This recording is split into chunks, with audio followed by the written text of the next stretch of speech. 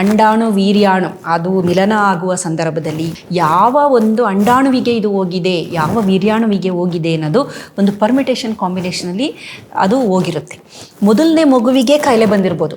ಹೆಣ್ಣು ಮಕ್ಕಳಿಗೆ ಈ ಒಂದು ನಾವು ಆಲ್ಕೋಹಾಲ್ ಏನು ಸೇವನೆ ಮಾಡ್ತೀವಿ ಅದನ್ನು ಡಿಟಾಕ್ಸಿಫೈ ಮಾಡುವ ಎನ್ಸೈಮ್ ಕಿಣ್ವಗಳು ತುಂಬ ಕಮ್ಮಿ ಇದೆ. ಪ್ರೆಗ್ನೆನ್ಸಿಲಿ ಏನಾದರೂ ಆಲ್ಕೋಹಾಲ್ ಇದು ಮಾಡಿದ್ರೆ ಹುಟ್ಟುವ ಮಗುವಿಗೆ ಬುದ್ಧಿಮಾಂದ್ಯತೆ ಬರುವ ಸಾಧ್ಯತೆ ತುಂಬ ಜಾಸ್ತಿ ಇರುತ್ತೆ. ಹೆಣ್ಣು ಮಕ್ಕಳಿಗೆ ಈ ಒಂದು ನಾವು ಆಲ್ಕೋಹಾಲ್ ಏನು ಸೇವನೆ ಮಾಡ್ತೀವಿ ಅದನ್ನು ಡಿಟಾಕ್ಸಿಫೈ ಮಾಡುವ ಎನ್ಸೈಮ್ ಕಿಣ್ವಗಳು ತುಂಬ ಕಮ್ಮಿ ಇದೆ. ಹಾಗಾಗಿ ಗಂಡಸರಲ್ಲಿ ಸೇಫ್ ಡೋಸ್ ಅಂತ ಅವ್ರು ಏನು ಕುಡಿತಾರೆ ಅದು ಹೆಂಗಸರಲ್ಲಿ ಟಾಕ್ಸಿಕ್ ಡೋಸ್. ಅದು ಮದುವೆಗೆ ಮೊದಲು ಇಬ್ಬರು ವಾಹಕ ಪರೀಕ್ಷೆಗಳನ್ನು ಮಾಡಿಸ್ಕೋಬೇಕು. ಈ ಜೆನೆಟಿಕ್ ಕೌನ್ಸಿಲರ್ ಏನು ಮಾಡ್ತಾರೆ ಅಂದರೆ 2 ಕುಟುಂಬದ ವಂಶಾವಳಿಯನ್ನು ಅಭ್ಯಾಸ ಮಾಡ್ತಾರೆ. ಎಲ್ಲ ನಾಲೆಡ್ಜು ನಮ್ಮ ಹಿರಿಯರಿಗೆ ಗೊತ್ತಿತ್ತು, ಆದರೆ ಸಂಶೋಧನೆಯಿಂದ ಗೊತ್ತಿಲ್ಲ, ಅನುಭವದಿಂದ ಗೊತ್ತಿತ್ತು. ಈಗ ರಕ್ತ ಸಂಬಂಧದ ವಿವಾಹ ಅಂತ ನಾವು ನೋಡಿದ್ರೆ 3 ಥರ ಇದೆ. ಅದರಲ್ಲಿ ತಮ್ಮ ಕೆಲಸಕ್ಕೆ ಹೋಗ್ತಾನೆ, ಒಳ್ಳೆ ಕೆಲಸ ಸಿಕ್ತು, ಆಮೇಲೆ ಅಕ್ಕ ತನ್ನ ಮಗಳನ್ನ ಮದುವೆ ಮಾಡಿಕೊಡೋಣ ಅಂತ ಮದುವೆ ಮಾಡಿಕೊಡ್ಬೇಕಾದ್ರೆ ಅಕ್ಕನಿಂದ ಅಕ್ಕನ ಮಗಳಿಗೆ ಇದು ಬಂದಿದೆ. ಮದುವೆ ಮಾಡಬೇಕಾದ್ರೆ ಗೋತ್ರನ ಕೇಳೋದು, ಹುಡುಗಿ ಗೋತ್ರ ಯಾವುದು, ಹುಡುಗನ ಗೋತ್ರ ಯಾವುದು. ಸ್ವಗೋತ್ರದಲ್ಲಿ ಮದುವೆನ ಮಾಡೋಕ್ಕೆ ಅವಕಾಶ ಇರಲಿಲ್ಲ ಮೊದಲು. ರಕ್ತ ಸಂಬಂಧದಲ್ಲಿ ಮದುವೆಯಿಂದಾಗ ಒಂದು ತವರು ಮನೆಯನ್ನು ಬಿಟ್ಕೊಡ್ಬಾರ್ದು, ಅದು ಆ ಸಂಬಂಧ ಹೋಗಬಾರ್ದು ಅನ್ನೋದು ಒಂದು.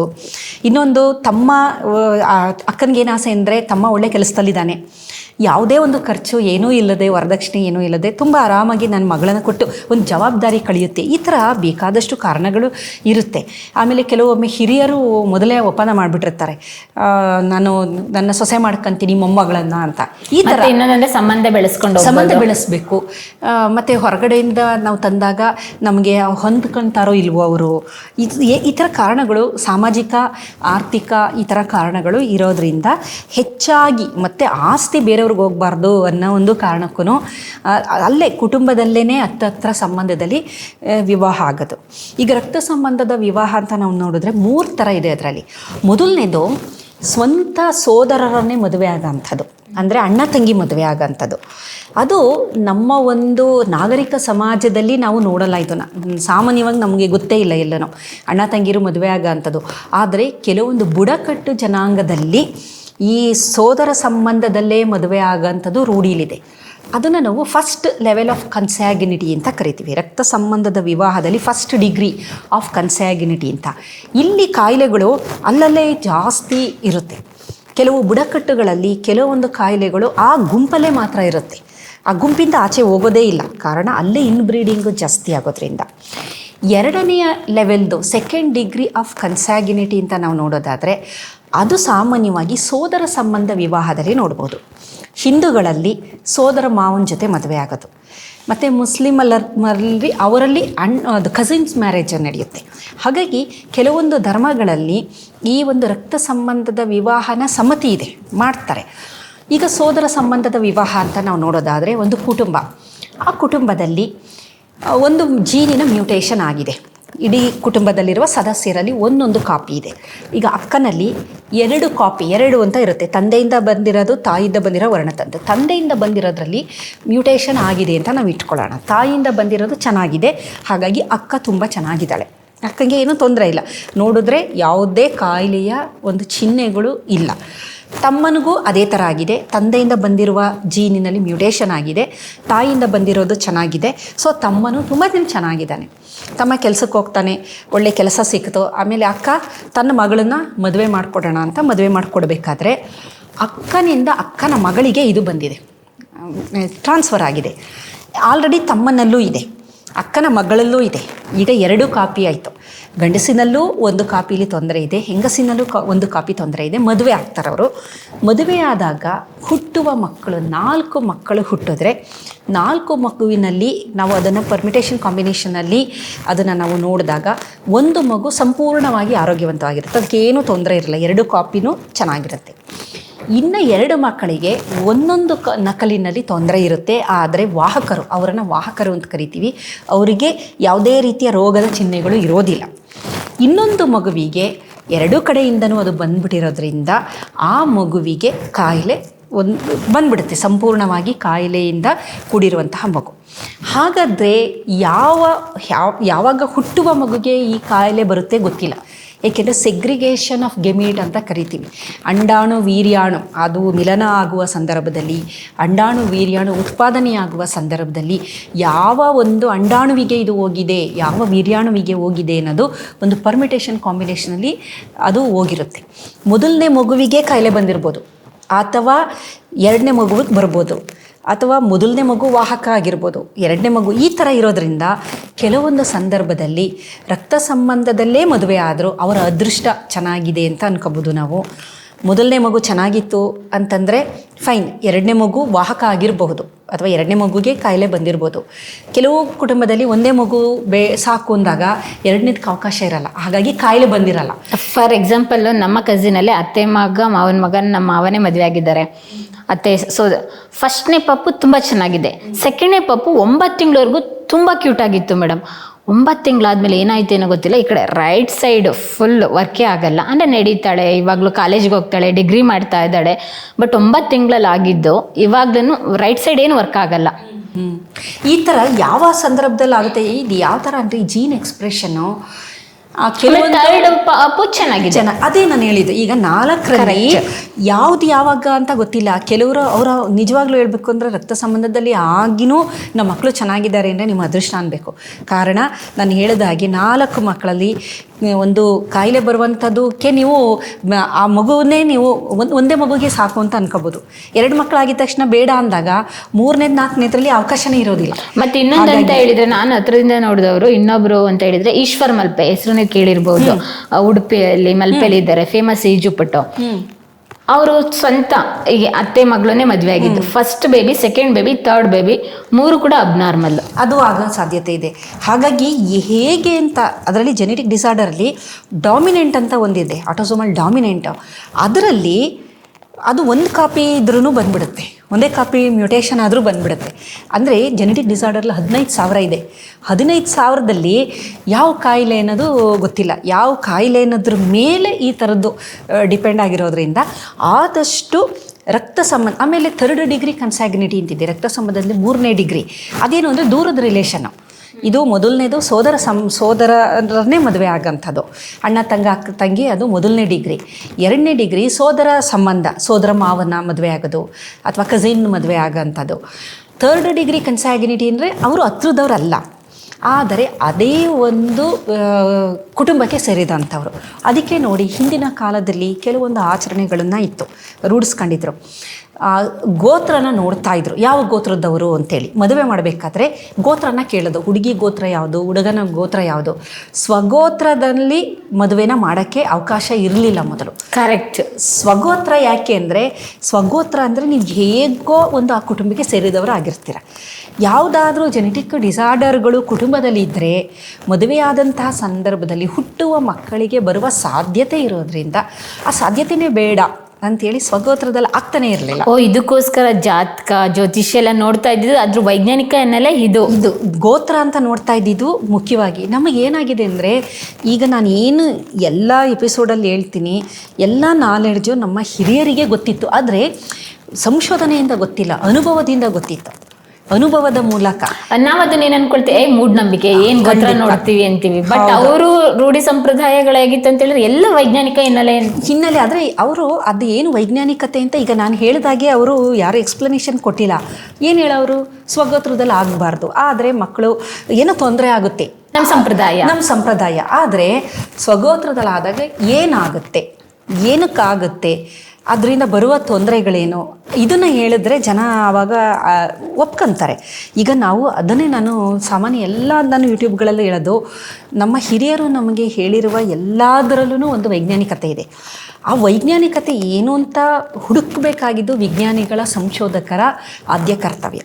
ಅದನ್ನು ಜನಸಾಮಾನ್ಯರಿಗೆ ನಾವು ತಿಳಿಸ್ಬೇಕು. ನೋಡಿ, ಇದು ಈ ಥರ ಇದೆ, ಇದರಿಂದ ನಮ್ಗೆ ಇಷ್ಟು ಪ್ರಯೋಜನ ಆಗುತ್ತೆ ಅಂದಾಗೇನಾಗುತ್ತೆ, ಜನ ಅದನ್ನು ಆಕ್ಸೆಪ್ಟ್ ಮಾಡ್ತಾರೆ.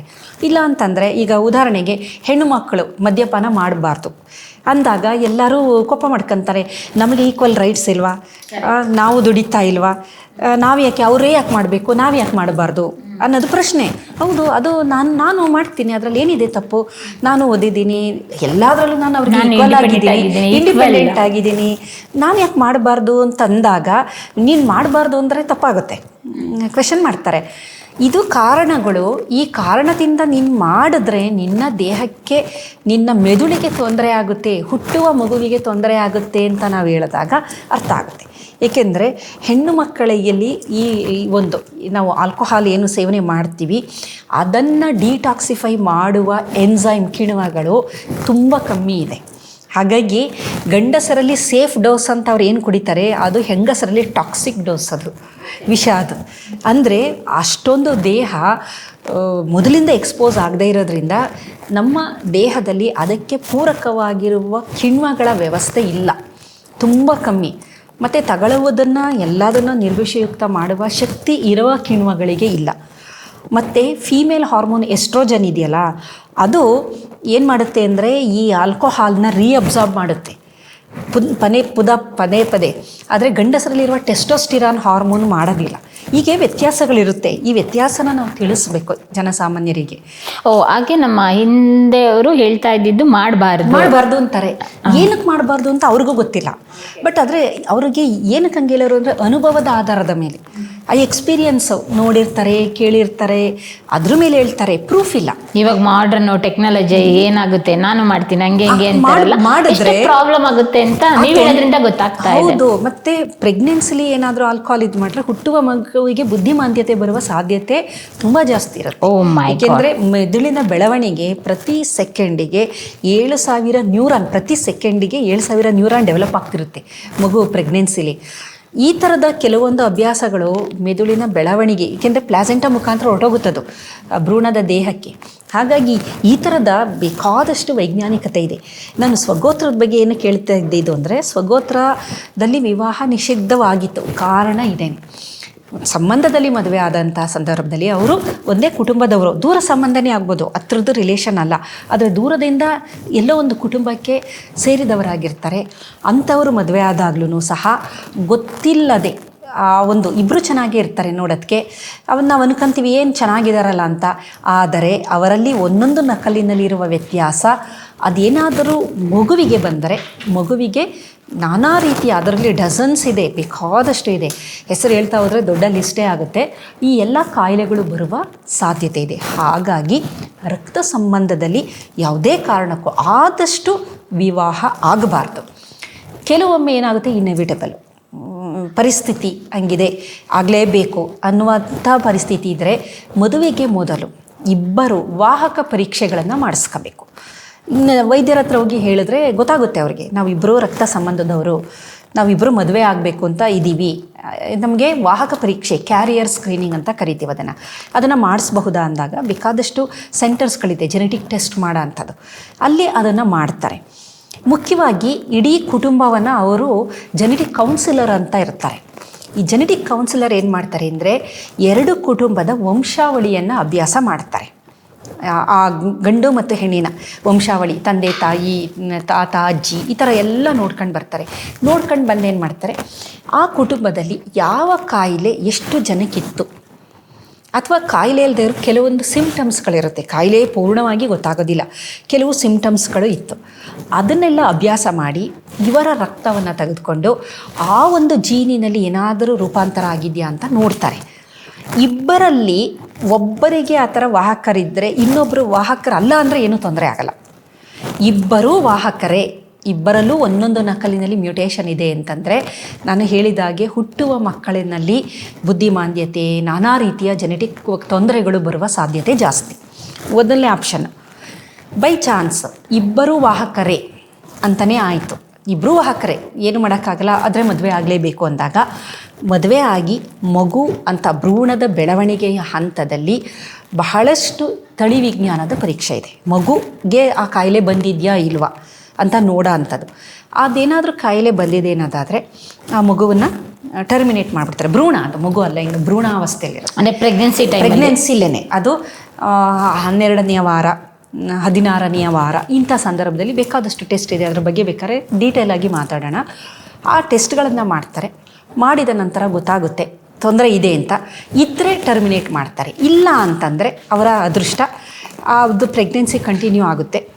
ನಂತರ ಮಗು ಹುಟ್ಟಿದ ನಂತರನೂ ನ್ಯೂ ಬಾರ್ನ್ ಸ್ಕ್ರೀನಿಂಗ್ ಅಂತ ಮಾಡ್ತಾರೆ ಮಗುಗೆ, ಬೈ ಚಾನ್ಸ್ ಏನಾದ್ರು ಬಂದಿದೆಯಾ ನೋಡೋಣ ಅಂತ. ಮತ್ತು ಅದನ್ನು ಸ್ವಲ್ಪ ಹಾಗೇ ಫಾಲೋ ಅಪ್ ಮಾಡ್ತಾನೂ ಇರ್ತಾರೆ. ಇದನ್ನು ಕಂಟಿನ್ಯೂಸ್ ಜೆನೆಟಿಕ್ ಕೌನ್ಸಿಲಿಂಗು ಎಲ್ಲ ಮಾಡ್ಕೊಂಡು ಮಾಡಬಹುದು. ಆದರೆ ಇಷ್ಟೊಂದು ರಿಸ್ಕ್ ಮಾಡೋ ಬದಲು ಸಂಬಂಧದಲ್ಲಿ ಮದುವೆನ ಆಗೋದನ್ನು ಕಮ್ಮಿ ಮಾಡಿದ್ರೆ ಈ ಜೆನೆಟಿಕ್ ಬರ್ಡನ್ ಅಂತ ಏನಿದೆ ನಮ್ಮ ಸೊಸೈಟಿಲಿ ಇದು ಗ್ರ್ಯಾಜುವಲ್ ಆಗಿ ಕಡಿಮೆ ಆಗ್ತಾ ಬರುತ್ತೆ.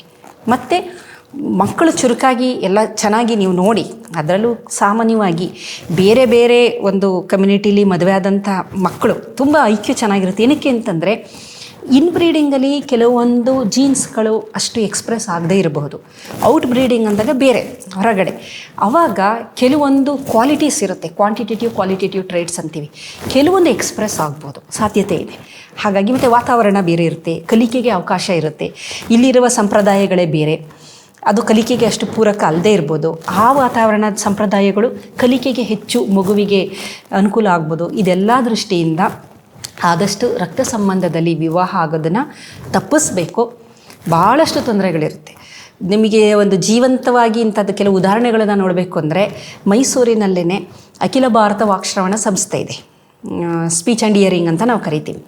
ಅಲ್ಲಿ ಬರುವ ಮಕ್ಕಳನ್ನು ನೋಡಿದಾಗ ಮಾತಾಡೋಕ್ಕೆ ಬರಲ್ಲ, ಕಿವಿ ಕೇಳೋದಿಲ್ಲ, ಬುದ್ಧಿಮಾಂದ್ಯತೆ, ಆಟಿಸಮ್ ಸ್ಪೆಕ್ಟ್ರಮ್ ಡಿಸಾರ್ಡರ್ಸ್ಗಳಿರುತ್ತೆ, ಬೇಕಾದಷ್ಟು ತೊಂದರೆಗಳಿರುತ್ತೆ ಮಕ್ಕಳುಗಳಿಗೆ.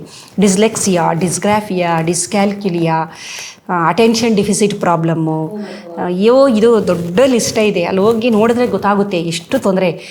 ಬಹಳಷ್ಟು ಮಕ್ಕಳು ನಾವನ್ನ ನೋಡಿದಾಗ ಕಾನ್ಸ್ಯಾಗಿನಸ್ ಮ್ಯಾರೇಜ್ ಅಂದರೆ ರಕ್ತ ಸಂಬಂಧದಲ್ಲಿ ಮದುವೆ ಆಗಿರುವಂತಹ ಫ್ಯಾಮಿಲಿಗಳು ತುಂಬ ಇದೆ. ಅಲ್ಲಿ ಕೇರಳದಿಂದ ತುಂಬ ಜನ ಬರ್ತಾರೆ, ತಮಿಳುನಾಡು, ಆಂಧ್ರದಿಂದೆಲ್ಲ ಬರ್ತಾರೆ. ಅವತ್ತನ್ನ ನೀವು ನೋಡಿದಾಗ ಗೊತ್ತಾಗುತ್ತೆ ರಕ್ತ ಸಂಬಂಧದ ವಿವಾಹ ಒಂದು ರಿಸ್ಕ್ ಅಂತ ಹೇಳ್ಬಹುದು, ರಿಸ್ಕ್ನ ಜಾಸ್ತಿ ಮಾಡುವಂಥದ್ದು. ಹಾಗಾಗಿ ರಕ್ತ ಸಂಬಂಧದ ವಿವಾಹವನ್ನು ನಾವು ಆದಷ್ಟು ಅದಕ್ಕೆ ಪ್ರೋತ್ಸಾಹ ನೀಡದೆ ಕಡಿಮೆ ಮಾಡ್ತಾ ಬಂದರೆ ಈ ಜೆನೆಟಿಕ್ ಕಾಯಿಲೆಗಳು ಹೆಂಗೆ ಕುಟುಂಬದಿಂದ ಬರುತ್ತೆ ಅದನ್ನು ಆದಷ್ಟು ನಾವು ಅದನ್ನು ಕಡಿಮೆ ಮಾಡ್ತಾ ಬರಬಹುದು.